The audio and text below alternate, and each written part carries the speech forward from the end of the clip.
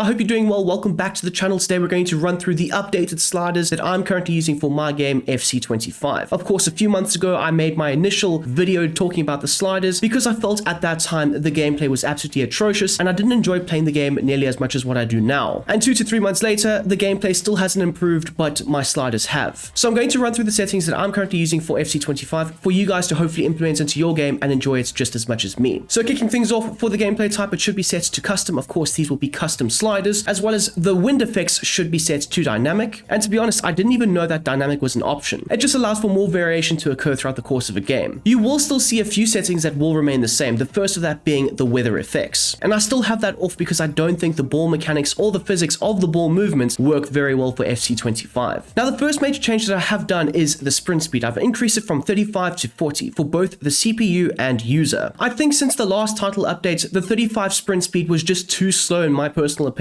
and 40 is now a perfect balance. And because I did change the sprint speed, I also had to alter the acceleration, decreasing it from 55 to 50, its original balanced formula. Of course, I am trying to create a realistic set of sliders for everybody to enjoy. You don't always want to see fast and agile players breaking away from the defenders and leaving them in their dust. It just cheapens the game in my personal opinion and makes things far too easy. At least with these balanced acceleration stats as well as the sprint speed, you will have to be a bit more tactical with how you beat defenses. A few sliders that I haven't changed is both the shot error as well as pass error for the CPU and user. And the same can also be said for shot speed and pass speed, both being set to 48 and 46 respectively. I have also left the injury frequency on 60, but I've decreased the severity of the injuries back down to 50. I think in my previous set of instructions and sliders, I had it set to 65 or maybe 70 because major injuries weren't actually occurring. But I've noticed that since the last title updates, there were a lot of ACL tears that I was sustaining to my team, and it was eventually a tumultuous career mode and I had to restart it. So I've put it back down to 50 as I think that EA themselves have nicely balanced that aspect of their game out quite well. Another change that you will see is I have put the user goalkeeper ability up to 60 along with the CPU goalkeeper. Obviously, we do know that EA have improved the crossing and heading accuracy, so it makes total and utter sense to have your goalkeeper on par with the opposition's. And with the improved goalkeeper stats, it will allow them to pull off better saves and keep your side or the opposition side in the game. Since the last title updates, I found it was necessary to decrease the marking of both the CPU as well as the user, as I did notice that it was very difficult for both the CPU as well as myself to try and break down each other's defensive structures. It felt like I was up against the prime Jose Mourinho Inter Milan. It was very tight and congested and there was no space at times, and it was quite difficult to try and create an offensive flow and rhythm to the game. So I would recommend having it on 60, but if you are looking for a bit more difficulty added into your gameplay, maybe push it up to 65. The run frequency along with the line heights will both be set to 55, and that hasn't changed from the previous set of sliders. However, the line's length as well as the width have both decreased, with the length being set to 30 down from 35, and the width now being set to 40. Now, these two settings in particular will have the players looking to reduce the amount of space between themselves and look to try and create a nice compact defensive unit, which all teams in real life will look to do when out of possession of the ball. Another slight tweak that I have made is the fullback's positioning. I've decreased it from 75 down to 70. It's a slight tweak and you could probably still get away with it being on 75, but I also noted that the fullbacks were quite drained after games and they needed to be rotated more frequently. And with teams like Manchester United, who do play with a 3-4-2-1 system and do require their fullbacks to be up and down the pitch consistently for the full 90, EA's normal sliders didn't really allow them to do so. They would either get forward or they would stay back. There was no in between. Whereas with the fullbacks positioning being set to 70, it will allow them to get forward and attack as well as get back and defend. For the power bar, I have left this on 50. It's just the base default slider from EA, but I do remember a few people saying that it was quite difficult for them to score free kicks after they had implemented the sliders. Now, I didn't really have those issues, and to be honest, I have scored actually more free kicks since the last title update, so maybe it's something that EA have done on their end. The last tweak will be for the first touch control error, and you still want to have that element of unpredictability. If a player's not good enough to take a touch or has a pass fizzed into them, they might lose it, it might be turned over, it might lead to a goal scoring opportunity for either you or the CPU, because it will both be set to 45. Onto the CPU sliders, and you will see that there are quite a few changes that I have made, namely the aggression going all the way from 99 down to 60. There were far too many red cards being thrown about in various different games, and at first I didn't notice it, and that's why I was quite happy with it to be on 99, as there were some very good, strong, aggressive challenges being made by both the CPU as well as me, but in the end I think it was just too much, and I must say I had it on 70 for quite a while, but since that last title update, I think 60 is perfect. Another thing that you will see that has decreased is the build-up speed, also previously on 99 and now it is on 75. It does allow you to shift the dynamic quite a bit, and you won't really see the CPU looking to rotate the ball in the back line and maintain as much possession with the centre backs as what you normally would. Now, this slider in particular does vary from person to person. Of course, if you want a slightly slower, more methodical style of play, you should probably decrease it down to 50 or 60. But if you want to face up against the CPU who will be more attacking and front-footed, I recommend 75. For the shot frequency, I have set this to 65. Now, I'm pretty sure that it is a decrease from that first video, as I did feel like players were shooting far too much when they had a bit of open space. I'm all for players shooting from distance to try and,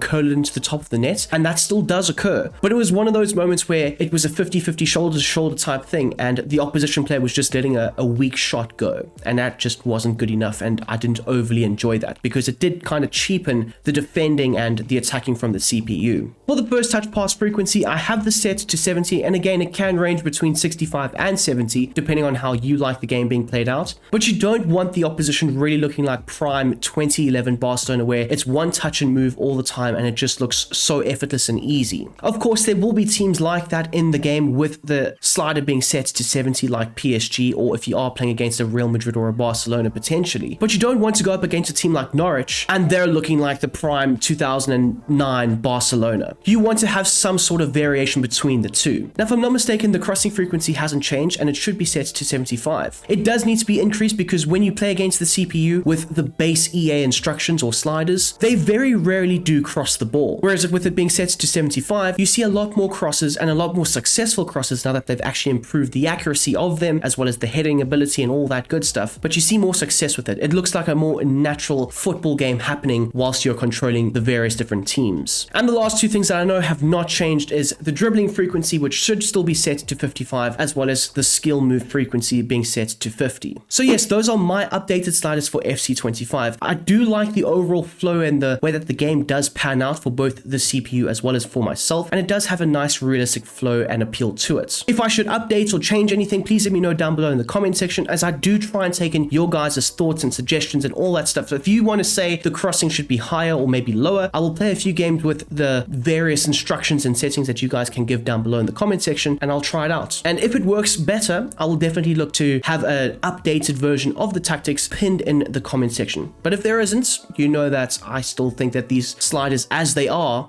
good enough. So yes, there is that too. If you'd like to join up with the Brom Squad Gaming Patreon, or maybe even the Discord, the links for those two things will be down below. I've recently, literally today, after fighting with Patreon since Sunday, uploaded my most recent Patreon video. It is the Jose Mourinho Real Madrid tactics for FC25. But anyways, enough waffle. I hope you guys enjoy playing FC25 with these sliders, and I hope you have a damn great day. I'm out of here. Peace.